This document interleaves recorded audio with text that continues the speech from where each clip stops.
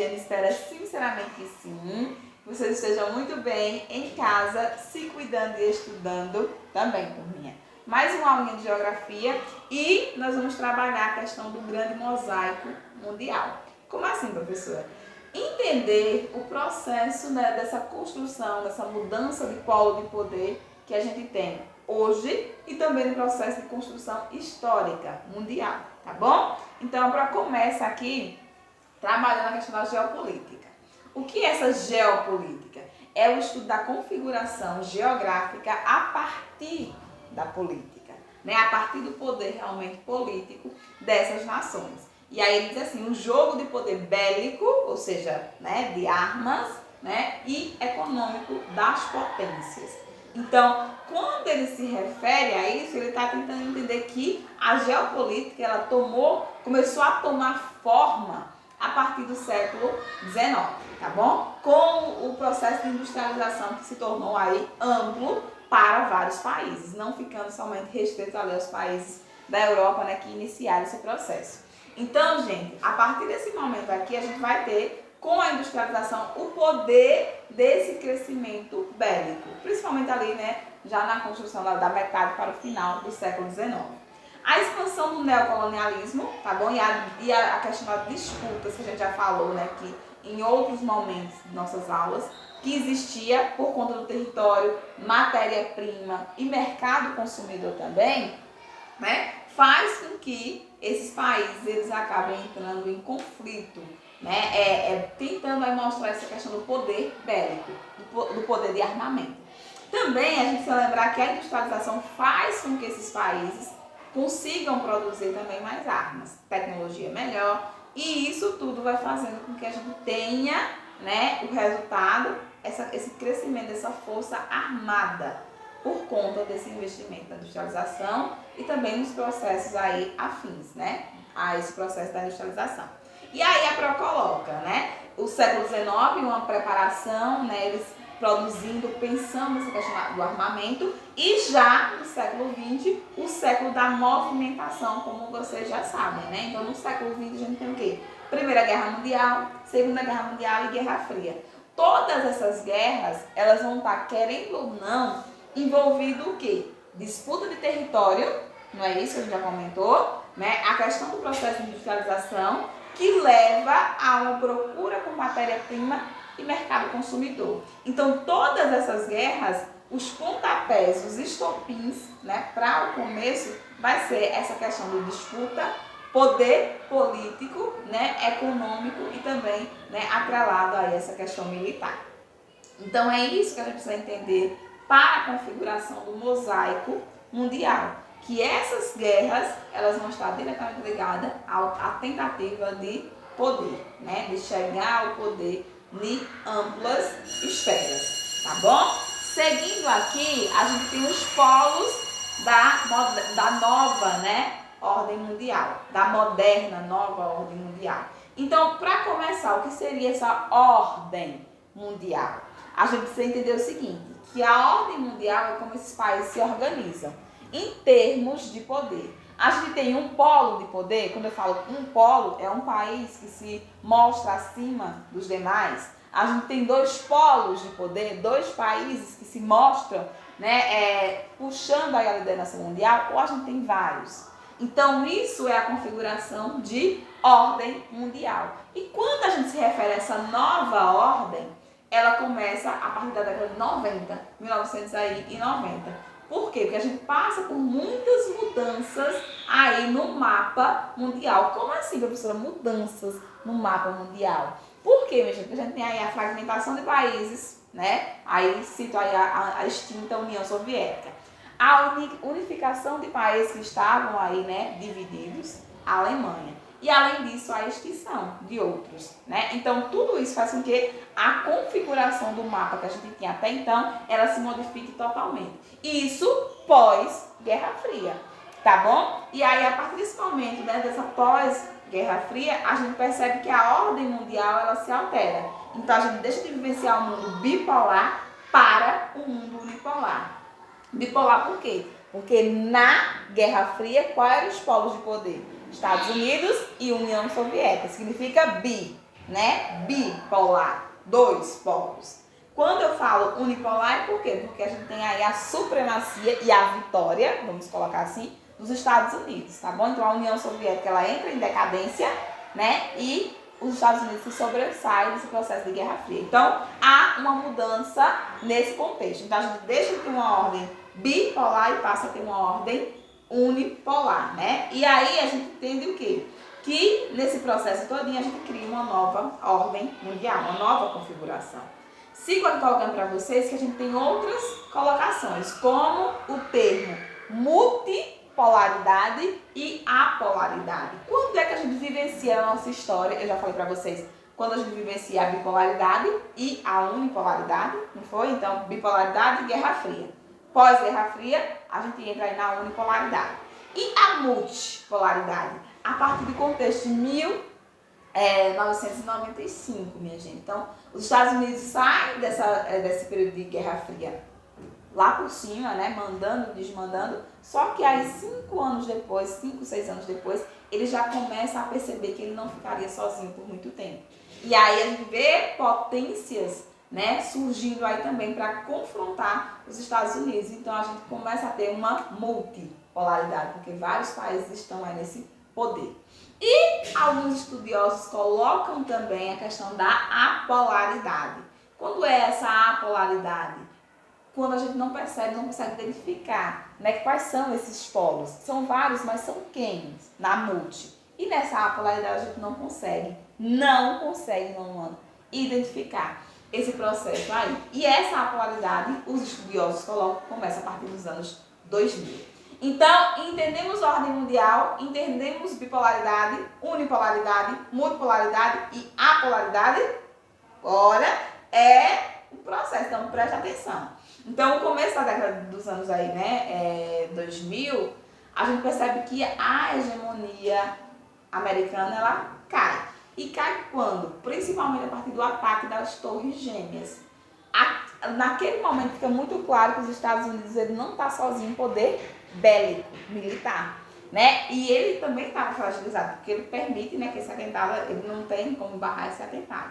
Então a gente quebra a supremacia norte-americana dos Estados Unidos. A China atingiu também nessa mesma década o segundo PIB do mundo. Então, militar já não é tão superior assim. Econômico tem alguém que está chegando. Então, já se quebra aí também esse contexto.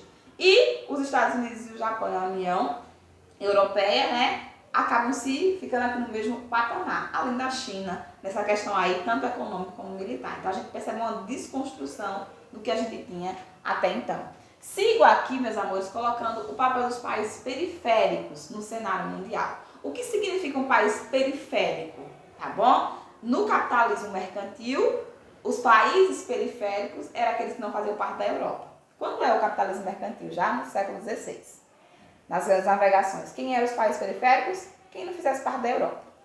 No contexto atual, não, minha gente. No contexto atual, os países periféricos são aqueles países que dependem de tecnologia de outros países. Portanto, não somente os países que não estão fora da Europa. Alguns países da Europa também existem nesse papel aí periférico. Então a gente percebe uma desconstrução aí também, porque desde os Estados Unidos, o Japão, né, já ganhando aí força e não pertencente à Europa. Então perceba a mudança na definição de periféricos. E aí eu começo colocando aqui por continente. A África, o continente esquecido. Então, desde o processo do neocolonialismo, que foi a divisão da África por questões aí dos europeus, a gente já percebe que nós estamos ali tendo uma mudança, né? Uma observação. E qual o papel desses países aí africanos na economia, no cenário econômico mundial? Eles têm, sim, um papel. Por quê? Porque eles vão aí ser a base agrícola, agrária, né, para sustentar aí a população mundial. Principalmente através das plantations, que são aí, né, grandes propriedades para exportação. Além disso, eles trabalham muito a questão dos commodities agrícolas, tá bom? O que são esses commodities? São a questão da matéria-prima bruta. Ou seja, eu colho a matéria-prima, né, e exporto. Quando ela não tem nenhum processo de industrialização envolvido, ela é uma commodity. Então, o papel dos países do continente africano, a maior parte, é da base agrária, agrícola, para exportação. Sigo mostrando para vocês qual é o papel da América Latina no cenário econômico mundial. Então, eu estou falando do papel, né, de partes aí específicas. América Latina, né, o continente americano praticamente inteiro, só retirando os Estados Unidos e o Canadá. Todos os demais países pertencem à América Latina. E a gente percebe o quê? Qual o papel do Brasil, México e Argentina, que são os países emergentes aí do nosso continente? Eles têm aí uma economia, né, que recebe investimento dos países centrais, ou seja, os países que têm tecnologia atualmente. Então, há uma dependência tecnológica porque eles recebem esse investimento. Então, eles não produzem tecnologia, mas eles, né, acabam comprando e utilizando esses países. Então, ele tem aí a missão de comprar tecnologia. Então, são compradores de tecnologia. Além disso, a Argentina e o Brasil, né, são exportadores de commodities, também commodities agrícolas. E também o Brasil se destaca na questão do minério de ferro. Mas a gente já viu a questão aí, mineral é muito forte no nosso país também. Além disso, o México, né, está aí. O México e o Brasil também ainda estão aí no processo de industrialização. Dependendo de capital estrangeiro, sim, mas também tem uma base industrial bacana. Sigo mostrando aqui a Ásia. O contexto da Ásia é um contexto que a gente precisa prestar atenção. Por quê? Porque a Ásia ela vem despontando. É tanto diz assim, ó, Ásia, as próximas superpotências. Porque da Ásia está surgindo esse mercado de potências. Aí a gente começa citando aqui, né, o Japão, que é o país mais desenvolvido, né, em termos social, né, e entra a economia também. Então, o IDH do Japão ele é um dos melhores do mundo. Portanto, né, se configura aí como uma potência.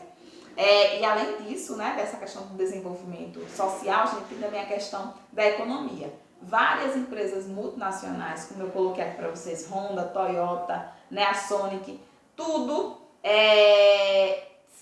surge aqui, né, do Japão. Então, o Japão ele se desponta no cenário mundial como esse país asiático que está na pretensão da superpotência.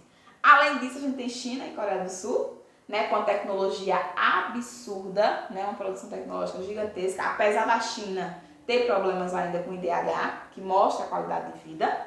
Temos também a Rússia, que é outra superpotência que a maior parte está na Ásia, né? Então a gente observa também esse crescimento, além de Índia e Indonésia, que produzem aí, gente, uma tecnologia também muito avançada e estão aí no grupo das maiores economias atualmente. Tudo isso, gente, na Ásia, percebam. Além disso, a gente tem Turquia, Irã, Paquistão, que são enormes populações. E isso faz com que também tenha um poder de consumo gigantesco.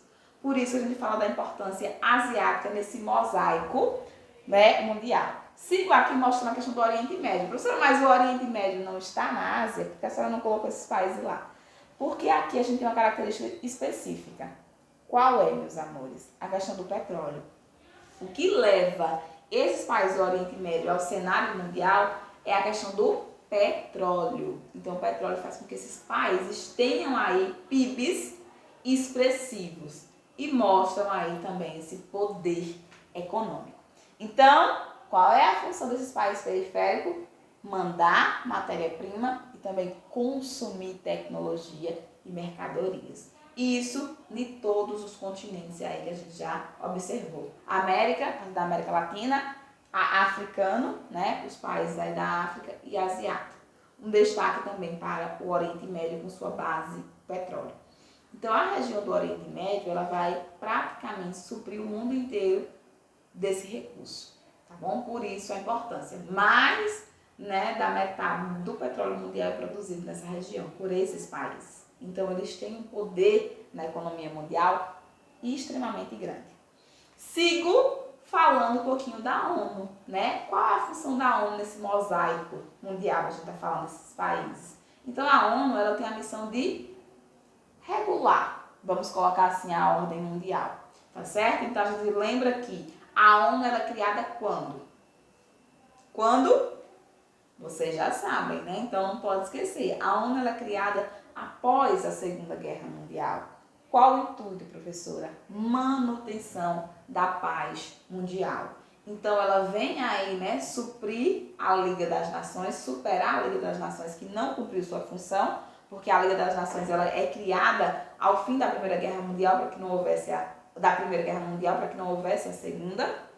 Ela fracassa. Temos a Segunda. Então, na finalização da Segunda Guerra Mundial, a gente tem a criação da ONU com esse objetivo, manutenção da paz, e depois, né, ela consegue aí até entrar em outras esferas, como a gente vai ver, né, daqui a pouquinho. Então, os países naquele momento assinam uma carta com princípios que dá início aí à ONU, tá? Em 45. Principais instâncias da ONU. Quando perguntar para você aí, quando perguntar para você quais são as instâncias principais da ONU, vocês vão lembrar sempre da Assembleia Geral e do Conselho de Segurança. Essas duas são as principais. Por quê? Porque a Assembleia Geral é formada por todos os países membros da ONU, que atualmente são 193. E o Conselho de Segurança é formado por 15 países. Os países fundadores da ONU, que é Estados Unidos, França, Inglaterra, China e Rússia, são os fundadores da ONU. Eles são países permanentes no Conselho de Segurança e são os únicos que têm direito a veto. E 10 países que são temporários, que vão passando por processo de rotatividade. Eles formam o Conselho de Segurança. O Conselho de Segurança é a instituição da ONU que vai cuidar dessa manutenção da paz mundial, ou seja, da missão da ONU. Além disso, a gente tem o secretariado, né, que são estudos aí informáticos, né, de informação mundial, e também o Tribunal Internacional, que julga as ações aí dos países, né, em termos de diretrizes que a ONU aí orienta. Tá bom? Quero comentar com vocês também a questão das organizações internacionais, as OIs. O que são as OIs? Elas são organizações internacionais fora da ONU, que foram criadas fora da ONU. É formada por países, esses países podem ser, né, que a gente costuma dizer, países do mesmo continente, então é uma OI, né, uma organização internacional continental, pode ser só de uma parte dos países desse continente, quando ela é subcontinental, e ela pode ser, né, intercontinental, quando pega países de vários, né, continentes. Então, qual o objetivo dessas OIs? O objetivo tem a ver com a questão do poder político, também a questão cultural, econômica, social, né, direitos humanos, militares. Então, a gente tem OIs aí que vão estar, né, nessas várias vertentes. Eu separei duas aqui para vocês, a OTAN e a OSCE. A OTAN, ela vai ser criada em 1949, tá bom? No contexto de finalização também da Segunda Guerra Mundial e já no processo de Guerra Fria. Objetivo, tem um objetivo militar, tinha um objetivo, e até hoje tem, né, porque a OTAN ainda permanece, de conter o avanço do socialismo. Então, no período da Guerra Fria, ela é criada para conter esse avanço do socialismo, ou seja, é uma OI, tá bom? Uma organização internacional ligada à questão militar. E essa OSCE, ela é uma organização aí, né, de segurança e cooperação da Europa. Essa aqui, ela tem o objetivo de promover a democracia, né, e a doutrina liberal na Europa, ou seja, é uma OI econômica. Uma militar, muito ligada à militar, e a outra questão econômica. Para finalizar, eu coloco o terrorismo como ponto central também desse mosaico mundial. Por que, professora, o terrorismo? E aí eu quero que você observe bastante esse texto que a Pro coloca. Por quê? Porque a gente precisa entender qual é a definição de terrorismo e como é que ele funciona nesse mosaico mundial. O terrorismo, ele é uma violência física ou também psicológica que é feita a instituições, a governos e a pessoas em qualquer lugar do mundo. Isso é um terrorismo, né? No contexto atual, lógico que, né, se tinha outras definições anteriormente. A gente percebe que qual é a função, né? Por que esse terrorismo acontece? A gente tem aí, para entender essa questão desse fenômeno social do terrorismo, grupos étnicos e nacionalistas. Então, ou são praticados por grupos étnicos ou por pessoas ligadas ao nacionalismo, que são até opostos, né? Nacionalista no sentido de nação, grupos étnicos já restringindo. Por isso se cria. E aí eu cito aqui para vocês várias, né, organizações que atacam aí nesse sentido do terrorismo. Coloquei a ETA, que é o grupo basco, tá, que pede a independência da Espanha. Coloquei a IRA, que é aí, né, uma instituição que lutou pela independência da Irlanda, né, da Grã-Bretanha. E os movimentos judaicos, que a gente vai ter vários, os movimentos islâmicos, né, que a Al-Qaeda está inclusive inserida aqui, né, e também a Organização da Libertação Palestina. São todas essas, gente, são organizações terroristas que inclusive assumem aí a questão, né, internacional. E aí a gente percebe o quê? Que nós temos também algumas instituições racistas, como é a Ku Klux Klan, né, nos Estados Unidos, e o processo de Guerra Fria e globalização, a gente achou que ia diminuir esse processo de terrorismo. Não, pelo contrário, ele se intensificou. E é necessário, né, que se faça todo o estudo para esse tronco aí, né, terrorista. Dou um detalhe que a gente acha que, né, esses grupos aí islâmicos são os mais violentos, mas a gente também tem outros grupos que praticam o terrorismo. Ok? Então, observando aí, meus amores, essa questão do mosaico mundial, né, para vocês entenderem essa construção da formação do mapa realmente que a gente tem hoje, né, com países, com instituições, tudo muito ligada a esse processo aí de construção histórica. Ok? Então, aproveitem a aula, tá, de hoje, porque é muito importante para vocês, tá? Fiquem com Deus e até o nosso próximo encontro.